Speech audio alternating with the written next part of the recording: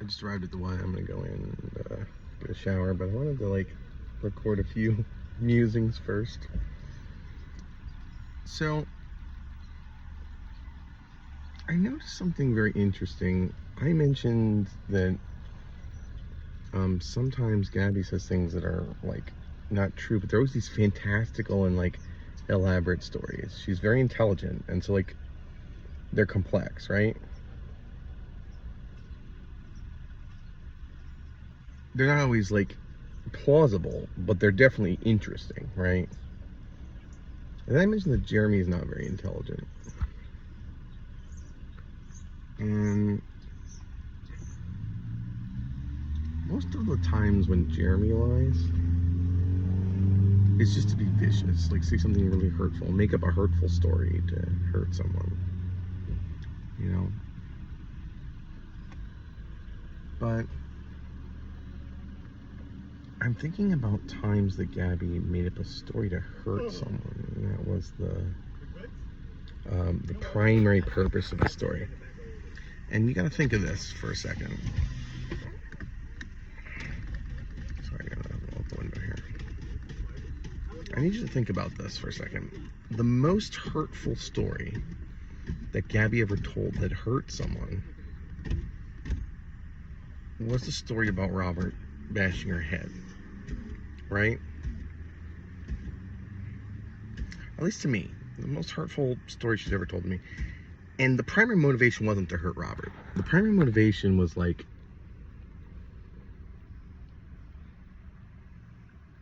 demonstrate she didn't like Robert anymore. And I'll give you an example of this. There was she made a point to tell me that she was no longer with Silent on that weird call that I got. And what's bizarre about this is that that's not a primary motivation, right? She's not trying to hurt someone. It's to impress or to elicit an emotional response, but not pain, because that's super simple. It's super simple to hurt someone's feelings. I also will tell you that I don't know a whole lot about anime and cosplay, other than things Gabby says, right? But my understanding is, and someone can correct me if I'm wrong, that there's a huge stigma about people who cosplay and do OnlyFans also, okay? There's some kind of problem with that. I don't really know what it is. Gabby is will make fun of people who do this, right? And so this anonymous account, who is supposedly not Jeremy but really is stating that picture on the card, I told you there was a situation with cards that she sent me. She was trying to get me into her physically. The situation with Jeremy is that he's claiming that is a card, a Pokemon card that I printed off of OnlyFans. And I feel like there's no fucking way Gabby would tell him to make up that story, right? There's no way Gabby was yeah, just say you got off, because Gabby, I haven't checked. I don't think Gabby would have an OnlyFans because of these stories that she said. I don't think she does. I don't know. I don't go on OnlyFans. It's not my vibe. But I have a funny story about another individual who may be watching these at some point, who told me about what it was, because I saw it in their profile. It was another cosplay friend of mine, and she told me it was a cosplay site. And so this is how I know this, okay? Besides Gabby. So I would be at the bar, and anytime someone would say, I do cosplay, my response would be oh, cool, do you have an OnlyFans? And they'd look at me with a scowl, and I'd be what? Because for a while, I thought that OnlyFans was a cosplay site, because this cosplay model, and I don't think she's watching these, but I might send this one to her, because she'll know who it was. And also Gabby knows that story about that situation. So I guess the reason I'm saying all this is because I don't think Gabby talks to Jeremy anymore. I'm not exactly sure how much they talked at all. I know that Jeremy reached out to Steven and Steven put Jeremy in touch with Gabby. But like these like sort of Gabby related tropes he's coming up with, they're always the same old hat tired ones he's been using for 6 months as he stalked me. And it doesn't seem anything new. And now he's like making up shit that doesn't even make sense, like things she would do or say. So I have a feeling the proper thing to do is say, Gabby, I'm very sorry about this, but my brother, in the process of stalking me, implied you have an OnlyFans. Which you don't, I'm sure.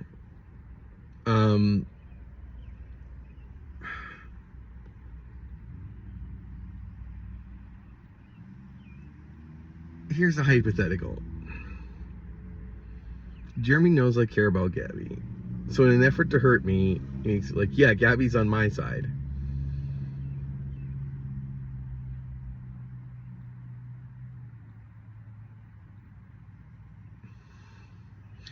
I don't think Gabby's involved in the stalking.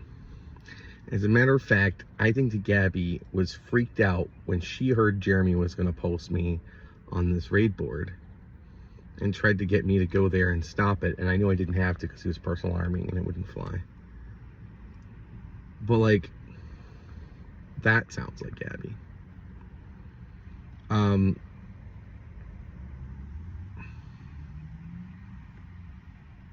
Gabby's primary concerns were that I was saying that her dad was associated with something he wasn't. And we now know where that comes from. There's a lot of weird different things that kind of added up to look like that really weren't the case.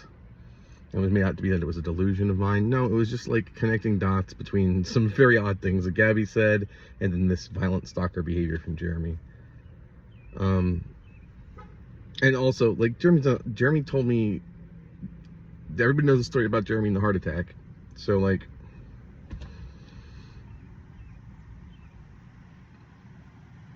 I don't know. I feel like Jeremy's an army of one. And I feel like he knows it, but he doesn't want anyone else to know it. He certainly doesn't want me to know it. I want to point out something else too, just so that you're aware, Jeremy. This might be against your narcissistic sentiments, but do you know when you reach out to my friends and go on the rant like you did with my other friend, that sometimes they don't stop talking to me because they believe you. Sometimes they stop talking to me because they don't want to be associated with insanity. I can tell you at least one friend you reached out to was like, I don't know what the fuck's going on, but this guy's nuts and I don't want anything to do with it. And he wasn't talking about me. So, I don't know. The other thing I noticed about Jeremy is, like, he has a social battery.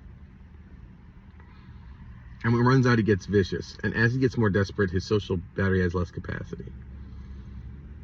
And lately, it's just been, like, maybe one or two sentences trying to be nice. And it fails, and then he just gets vicious without even waiting for a response.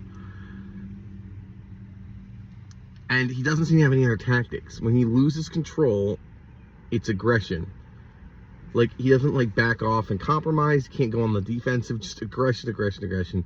And so I have, like, this, like, little scene I did in my mind that I just thought of. Like, I love Man of Steel. I know people don't like that DC movie, but I think it's a good Superman movie. I really do. It's kind of a remake. I love the guy who plays General Zod. Amazing. And you know how they, like, banished him to, like, I think it's called the Shadow Zone?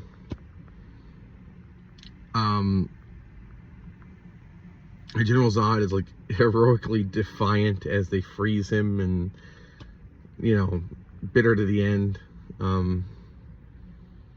I just imagine, like, this, like, for the crime of creating internet cancer, we banish you, Jeremy Dichter, to the Shadow Zone for 1,000 cycles. Have you any last words? And as they're freezing him, he's just like, Aaron smells that he lives in a car because he just fucking freeze him, and that's like echoing into eternity. Like,